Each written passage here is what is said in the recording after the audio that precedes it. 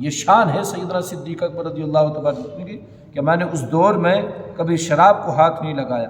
کہ ان سے پوچھا کہ کیوں نہیں لگایا، تو آپ نے فرمایا کہ تمام گناہوں کی جڑ جو ہے وہ شراب ہے۔ انسان جب شراب پی لیتا تو پھر ہر گناہ کرتا، ہر گناہ کر لیتا، اس کو کوئی پتہ نہیں چلتا کہ پھر میں کیا کر رہا ہوں، وہ سارے گناہ کر گزرتا ہے۔ تو سیدنا صدیق اکبر نے فرمایا کہ میں نے اس دور میں اپنے اوپر خود کو شراب کو حرام کر لیا تھا، حالانکہ کہ شراب اس دور میں حرام نہیں تھی، لوگ تو جائز سمجھ کے شراب پیتے تھے جب اسلام ہی نہیں آیا تھا۔ تو فرماتے میں نے شراب کو اپنے اوپر خود کو حرام کر لیا تھا، میں شراب کو ہاتھ نہیں لگاتا تھا۔ اور یہ شریف لوگوں کا پیشہ نہیں تھا کہ شراب پیے شریف لوگ۔ سیدنا ابو بکر صدیق رضی اللہ تبارک عنہ کپڑے کے بہت بڑے تاجر تھے اور انٹرنیشنل تاجر تھے۔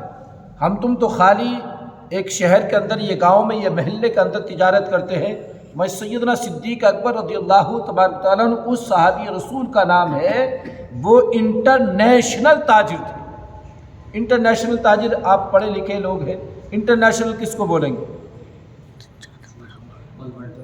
بھائی یعنی جو اپنے ملک سے باہر بھی جس کی تجارت ہو اس کو انٹرنیشنل بولا جائے گا۔ جو اپنے ملک کے اندر تجارت کرے تو وہ خالی نیشنل ہے۔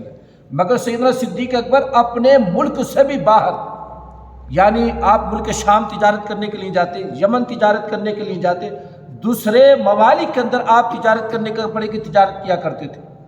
اتے جو تاجر جو لوگ ہوتے، آج کے بھی جو تاجر لوگ ہیں، آپ ہمیشہ حلال رزق کماتے اور اپنی اولاد کو ہمیشہ حلال رزق ہی کھلایا کرتے تھے۔ اچھا، جو تاجر جو لوگ ہوتے ہیں نا، تو وہ بڑی سوچ سمجھ کر فیصلے لیتے، وہ ہر بات میں کسی چیز میں جلدی نہیں کرتے ہیں تاجر لوگ جو مارکیٹ میں بیٹھے ہوئے نہیں کرتے، وہ چاہے مسلمان ہو یا غیر مسلم ہو۔ وہ اگر مسلمان کوئی تاجر ہے اور آج کے دن میں اگر کسی سے کہہ دیا جائے تو کہیں گے مولانا صاحب آپ ذرا، ہم تاجر لوگ ہیں، دکان لے کر بیٹھے ہوئے ہیں، ہمیں سب دیکھنا پڑتا ہے۔ یہی حالات ہے، ابھی ہمیں سب کو ساتھ میں لے کے چلنا پڑتا ہے۔ مگر سیدنا صدیق اکبر رضی اللہ تبارک تعالیٰ عنہ، دیکھیے اس صحابی رسول کا نام ہے کہ جو تاجر ہوتا نا، تاجر تو وہ دیکھتا بھی ہوتا ہے کہ یہ غلط ہو رہا، وہ اپنی آنکھوں سے دیکھ رہا کہ مارکیٹ کے اندر یہ غلط ہو رہا، یہ چیز میری سماج میں غلط ہو رہی ہے، مگر وہ زبان سے نہیں کہتا۔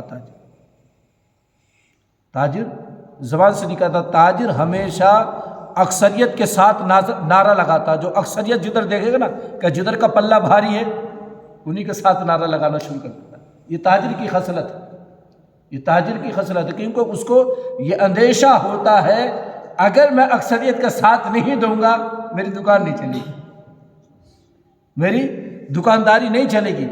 مگر سیدنا صدیق اکبر رضی اللہ تبارک عنہ، اکثریت کیا تھی؟ اللہ کے رسول صلی اللہ علیہ وسلم کے خلاف تھی اکثریت۔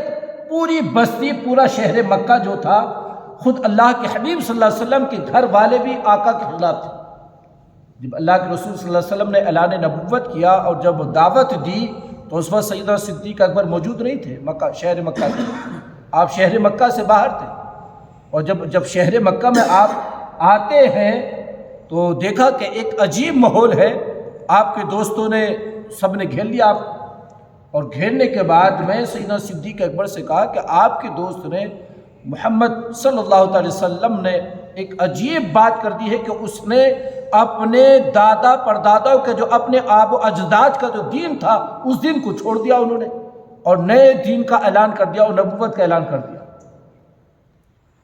تو سیدنا صدیق اکبر تاجر تھے، انہیں کیا کرنا چاہیے تھا؟ بھئی خاندان والے بھی تھے، دوست احباب بھی تھے، اکثریت بھی تھی، اکثریت کا ساتھ دینا چاہیے تھا۔ بولیے ذہن کیا کہتا ہم تو کا کہ اکثریت کا ساتھ دینا چاہیے تھا نہیں چاہیے تھا؟ آج کی جو کہتے ہیں بھی مصلیحت کے ساتھ بات چیت کرو یار، سب کو ساتھ میں لے کر چلنا پڑے گا۔ مصلیحت جو ہمارے اندر آ گئی ہے نا، مصلیحت کے ساتھ مولانا صاحب بات چیت کیا ہے، مصلیحت کو دیکھ کر پھر یہ ہے کہ ہتھوڑا مارا جائے، مگر سیدنا صدیق اکبر رضی اللہ تبارک عنہ نے ایسا نہیں کیا۔ جب لوگوں نے کہا اور چاروں طرف سے آپ کو گھیر لیا تو سیدنا صدیق اکبر رضی اللہ تبارک تعالیٰ عنہ سیدھے اللہ کے حبیب صلی اللہ علیہ وسلم کے گھر پر گئے اس وقت پیارے آقا علیہ الصلوۃ والسلام حضرت خدیجۃ الکبریٰ رضی اللہ تبارک عنہا تھے، اور آقا کو بلایا، اور بلانے کے بعد پوچھا یا رسول، پوچھا اے میرے دوست یہ تم نے کیا کیا؟ تم نے میرے دوست یہ کیا کیا؟ اللہ اکبر۔ تو سیدنا صدیق اکبر رضی اللہ تبارک تعالیٰ عنہ سے آقا نے فرمایا کہ اے میرے دوست ابو بکر میں اللہ کا رسول ہوں۔ کیا کہا؟ میں اللہ کا رسول ہوں۔ اللہ کے رسول صلی اللہ علیہ وسلم ارشاد فرماتے ہیں کہ سوائے ابو بکر کے جو بھی مجھ پر ایمان لے کر آیا، اس نے تردد کیا، اس نے معجزے کا مجھ سے طالب ہوا، اس نے حقانیت کے لیے بہت ساری چیزوں کی مجھ سے دلیل مانگی، مگر سوائے ابو بکر کے جیسے ہی میں نے کہا فوراً کہا کہ یا رسول اللہ کلمہ پڑھا کر مسلمان کر لیں۔ سبحان اللہ۔ یہ شان ہے سیدنا صدیق اکبر رضی اللہ تبارک عنہ۔ اچھا مسئلیت یہ تھی، حالات یہ ایسے تھے کہ سیدنا صدیق اکبر ایمان لے آئے تو اب اپنے ایمان کو چھپا لیتے، بھائی خاندان والے بھی مخالف ہیں، باپ دادا بھی مخالف ہے، تمام رشتہ دار بھی مخالف ہے، ایک ہوا مخالف ہوا چل ہوئی ہے۔ تو مخالف ہوا جب چل ہوئی ہوتی ہے تو جو ایک واحد شخص ہوتا کوئی اس کا ساتھ دینے کے لیے تیار نہیں ہوتا۔ بھئی اس وقت اللہ کے رسول صلی اللہ علیہ وسلم اکیلی ذات تھی، اکیلے واحد تھے اور باقی سب مخالف تھے۔ تو اب جیسے سیدنا صدیق اکبر ایمان لے آئے تو چاہیے تو یہ تھا کہ وہ خاموش ہو جاتے، چاہیے تھا نہیں چاہیے تھا۔ حالات کیا کہتے ہیں؟ حالات اسی چیز کی دعوت دیتے، مگر جب اللہ ایمان کی دولت اور کامل ایمان کی دولت عطا فرما دیتا ہے، جیسی کامل ایمان کی دولت اللہ نے ابو بکر صدیق کو عطا کی ہے، ایسی کامل ایمان کی دولت اللہ نے کسی کو عطا ہی نہیں کی۔ اللہ نے ایسی کامل ایمان کی دولت عطا ہی نہیں کی ہے۔ اللہ کے رسول خود فرماتے ہیں کہ اب میرے ابو بکر کا ایمان اگر سب کے ایمان پر پوری دنیا کے ایمان کے اوپر اگر رکھا جائے تو ابو بکر کا ایمان سب کے ایمان پر غالب آ جائے گا، سب کے ایمان پر غالب آ جائے گا، نسل انسانی کے سب کے ایمان پر غالب ابو بکر کا ایمان آ جائے گا۔ ان کا ایمان اتنا مضبوط اور اتنا اعلیٰ ایمان تھا سیدنا ابو بکر صدیق رضی اللہ تبارک عنہ کا۔ خاموش ہو جاتے مگر آپ خاموش نہیں ہوئے۔ کیا کیا آپ نے؟ جو آپ کے تاجر دوست تھے اسی دن جس دن ایمان لے کر آئے، جس دن ایمان لے کر آئے اسی دن آپ نے اپنے ایمان کا اظہار اور اعلان بھی کیا، اور اپنے دوست جو آپ کے تاجر دوست تھے جس میں خاص کر سیدنا عثمان بن عفان، یہ خاص کر سیدنا عثمان غنی جن کو ہم تم کہتے ہیں نا، سیدنا عثمان غنی جو ہیں سیدنا ابو بکر صدیق کی تبلیغ کرنے سے ایمان لے کر آئے۔ سیدنا عثمان غنی اور سیدنا طلحہ اور سیدنا زبیر اور سیدنا سعد بن ابی وقاص رضی اللہ تعالی عنہم پہلے دن ہی جس دن ایمان لے کر آئے، پہلے دن ہی ان لوگوں کو اسلام کی دعوت دی، اور جب دعوت دی کیونکہ تاجر ہے نا تو تاجر ہمیشہ فائدہ تلاش کرتا ہے، تاجر ہمیشہ فائدہ تلاش کرتا ہے، وہی کام کرتا جس میں اس کا ذاتی اور مالی فائدہ ہونا چاہیے۔ سیدنا صدیق اکبر رضی اللہ تبارک تعالیٰ نے اسلام کو اور بانی اسلام کو اس انداز سے ان شخصیات کے سامنے پیش کیا کہ فوراً یہ بھی کلمہ پڑھ کر مسلمان ہو جاتے، پہلے دن ہی، یعنی خود بھی مسلمان ہوئے، سیدنا عثمان غنی کو بھی مسلمان کیا، سیدنا ابو طلحہ کو بھی مسلمان کیا، سیدنا حضرت زبیر کو بھی مسلمان کیا، اور سیدنا حضرت سعد بن ابی وقاص، یہ بڑے اجل صحابہ ہیں جن کے بارے میں اللہ کے رسول صلی اللہ علیہ وسلم نے جنتی ہونے کا اعلان کیا۔ اب پہلے دن یہ ایمان لے آئے، اور جب دوسرا دن ہوا تو دوسرے دن پھر آپ نے مہم چھیڑی، اپنے دوستوں کے پاس گئے، اور جانے کے بعد اپنے دوستوں کو پھر دعوت دی۔ تو دوسرے دن جب دعوت دی آپ نے تو سیدنا عثمان بن مظعون، یہ بھی اللہ کے رسول کے صحابی ہیں، ایک حضرت عثمان غنی ہے اور حضرت عثمان بن مظعون، اور پھر حضرت سیدنا ابو عبیدہ ابن جرہ جو اسلامی لشکر کے سپہ سالار ہیں، حضرت ابو عبیدہ ابن جرہ رضی اللہ تبارک عنہ، ان کی شان و عظمت کے اللہ کے حبیب صلی اللہ علیہ وسلم نے وہ قصیدے بیان کیے ہیں کہ حضرت سیدنا ابو عبیدہ ابن جرہ کی جتنی تعریف کی جائے قسم خدا کی اتنی کم ہے۔ یہ ایمان لے کر آئے، وہ سیدنا عبد الرحمن بن عوف، سیدنا عبد الرحمن بن عوف اور سیدنا ابو سلمہ اور سیدنا حضرت ارقم بن ارقم ایمان لے کر آئے۔ یہ 9 افراد تھے جو ایک دن کے اندر 2 دن کے اندر ہی سیدنا عثمان غنی نے اسلام کے اندر داخل کر دیا۔ اللہ اکبر۔ یہ فرمایا کہ اگر اصل فائدہ چاہتے تو آؤ دامن اسلام کے اندر داخل ہو جاؤ، اصل فائدہ اگر چاہتے ہو تو دامن اسلام کے اندر داخل ہو جاؤ۔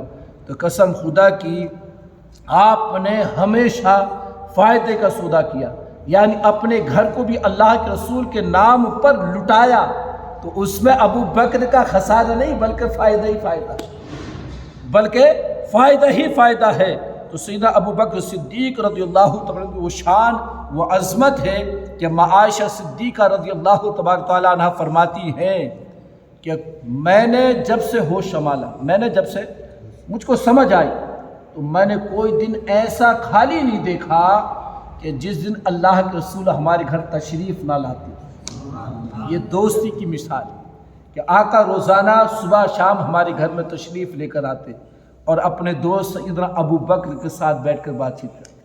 اللہ حافظ۔ اب دیکھیے جب آپ ایمان لے کر آئے تو ایمان لانے کے بے شمار واقعات ہیں، بہت سارے واقعات ہیں۔ انشاءاللہ کل جب جشن سیدنا صدیق اکبر کریں گے تو کل بھی آپ حضرات کے سامنے بیان کریں گے۔ ایک اور مزید واقعہ آپ سماعت فرما لیجیے۔ سیدنا ابو بکر صدیق فرماتے ہیں کہ میں ایک درخت کے نیچے بیٹھا ہوا تھا، ایک درخت کے میں نیچے بیٹھا تھا، کیا دیکھتا ہوں کہ وہ درخت جو ہے اس کی ایک شاخ میرے بالکل قریب آتی چلے گی، جھکتی چلے گی میرے طرف، حتیٰ کہ میرے سر سے اس درخت کی شاخ ٹچ ہو گئی، درخت کی شاخ ٹچ ہو گئی۔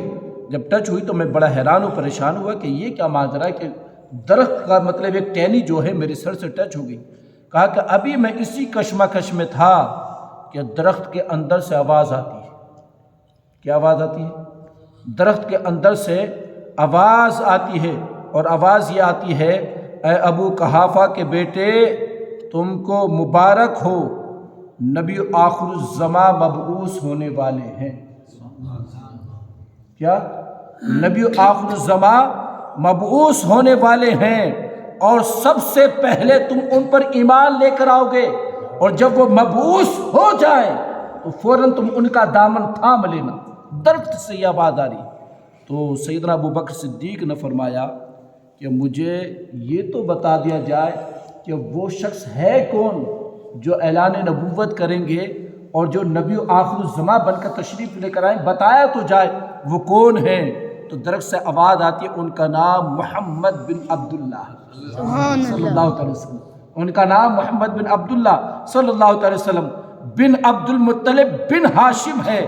میں نے کہا وہ تو میرے دوست اور میرے حبیب ہیں، وہ تو میرے دوست اور میرے حبیب ہیں۔ پھر آپ درخت کی طرح مخاطب ہوتے ہیں اور درخت سے کہتے ہیں عہد کر، اس درخت سے عہد کرتے ہیں، کہتے ہیں اے درخت تجھے قسم ہے کہ جب وہ مبعوث ہو تو مجھے ضرور ان کی خوشخبری سنانا، مجھے ضرور ان کی خوشخبری سنانا۔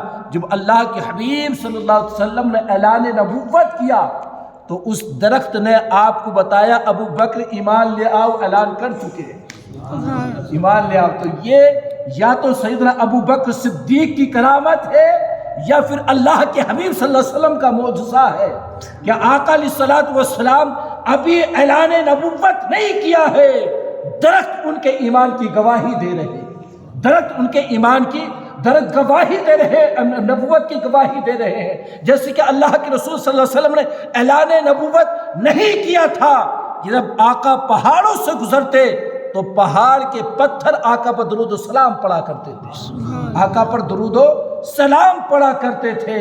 تو یہ شان ہے سیدنا ابو بکر صدیق رضی اللہ تبارک تعالیٰ عنہ کی، یعنی سب سے پہلے اگر کوئی ایمان لے کر آیا ہے اللہ کے رسول پر تو وہ سیدنا ابو بکر صدیق لے کر آئے، کیونکہ آپ مکے کے اندر سب سے زیادہ پڑھے لکھے بھی تھے، اور دوسرے مکے کے اندر سب سے زیادہ آپ مالدار تھے۔